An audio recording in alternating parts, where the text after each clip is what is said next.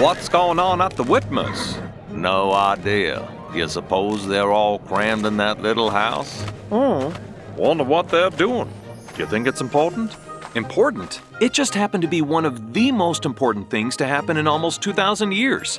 Something all the prophets had testified would go forth boldly, nobly to all the world. It was the restoration of the kingdom of God on the earth, the Church of Jesus Christ.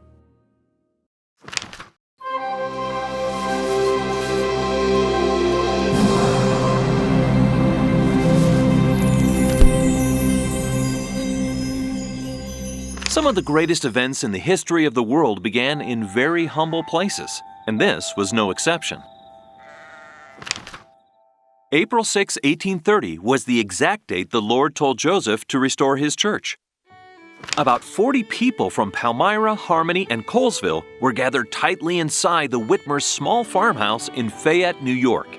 It was only about 700 square feet. Talk about your tiny house. No kings, presidents, or galactic emperors were there. Just humble people, mainly farmers, planting a seed that would grow and spread through the whole earth. Following the laws of New York to establish the church, 6 men wrote and signed the necessary document. But even more important than following the laws of the land, the Lord's church was restored according to His commandment. Joseph began the meeting. I invite all present to humbly kneel and join in prayer, asking for the Lord's Spirit to be present. After the prayer, he asked, those who can accept Oliver and me as your teachers, and who are in favor of organizing a church, please raise your hand. Deeply humbled, Joseph saw every single person raise their hand in agreement. One of the most profound parts of the day occurred when they officially administered the sacrament for the very first time in God's restored church. Perhaps a little unsure about how they should do it, they followed the example found in the Book of Mormon to administer the emblems of the sacrament, and they used the same prayers we still use today. The whole day was an incredible spiritual feast with this little flock worshiping, praising, prophesying, and rejoicing together. 4 years later, Joseph would tell them, you know no more concerning the destinies of this church and kingdom than a babe on its mother's lap. This church will fill North and South America. It will fill the world. Inconceivable! Today, this prophecy is still being fulfilled with worldwide membership in the millions and members found in almost every single country. There are nearly 4 times more temples around the world today as there were people in that room in 1830. How would those original 40 people in that tiny farmhouse feel if they could see a general conference in the conference center? And how would we feel when we see the growth of the church in, say, 100 years? Mind blown! Like many others, after the service, Joseph's parents, Lucy and Joseph Sr., asked to be baptized. Helping him from the water, Joseph embraced his father and emotionally exclaimed, "Praise to my God that I live to see my own father baptized into the true church of Jesus Christ." Joseph was understandably thrilled and relieved to be united. Joseph Sr. had been raised with a strong belief in a loving God, but he'd never felt like he should join any of the local churches. Now, however, the Spirit of God witnessed to Joseph Sr. that this was the truth he'd waited for. You see, Joseph Sr. had grown up in New Hampshire in a very large, religious, close-knit family. His dad, Asa Smith, was a powerfully built farmer who'd served in the Revolutionary War and believed in freedom. He loved to gather his family together to discuss religion. He believed that Christ was sent to save everyone on earth, and not just Christians. Unfortunately, most local churches didn't really agree with that viewpoint. Asa would also tell his family of a strong feeling he had. He felt that God was going to raise up a prophet in his family that would be a great benefit to mankind.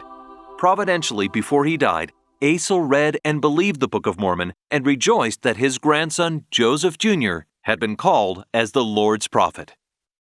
Now, in the spring of 1829, before the church could be restored, the Lord asked Oliver Cowdery to draft a constitution for the new church. Oliver based it on the doctrine and ordinances he found in the Book of Mormon. He worked on it for an incredibly long time to have it ready before April. After some back and forth about what should be included, he and Joseph presented it to the Lord, and the Lord amended it according to what he wanted. Many of the basic doctrines, guidelines, and ordinances for the church are in the Constitution. No, not that Constitution. This Constitution for the Church is found in Doctrine and Covenants, Section 20. Now, since a picture is worth 1,000 words, let's draw what it shows.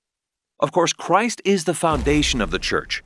Some of the pillars include the plan of salvation and the first principles and ordinances of the gospel, including specific prayers for baptism and the sacrament. Then there's the calling of prophets, seers, and revelators, which have authority from God. This Constitution also gives the basic organization and procedures to run the church. And finally, it defines the different offices in the priesthood, including apostle, elder, teacher, and deacon. It looks magnificent and contains the basics that will ultimately lead us to the Lord's temple. Now, this Constitution was pretty short compared to our current church handbook. That tiny group of believers would have been completely overwhelmed if they'd received everything all at once. I mean, they weren't ready for weekly youth activities and sunbeams. Like us, they needed instructions to come gradually, a little at a time. In fact, the Lord continues to reveal truths for His church slowly, line upon line. Christ's church was again on the earth, and that small seed planted on that tiny farm in the middle of nowhere continues to grow forth to cover the world. Speaking of growing, in our next episode, we'll learn about a couple of the church's growing pains. Thanks for watching. If you feel like this video has helped you on your path towards truth and Christian discipleship, share it and subscribe to the channel. And click on the little alarm bell to get notified when new videos come out. Most importantly, go study the scriptures for yourself.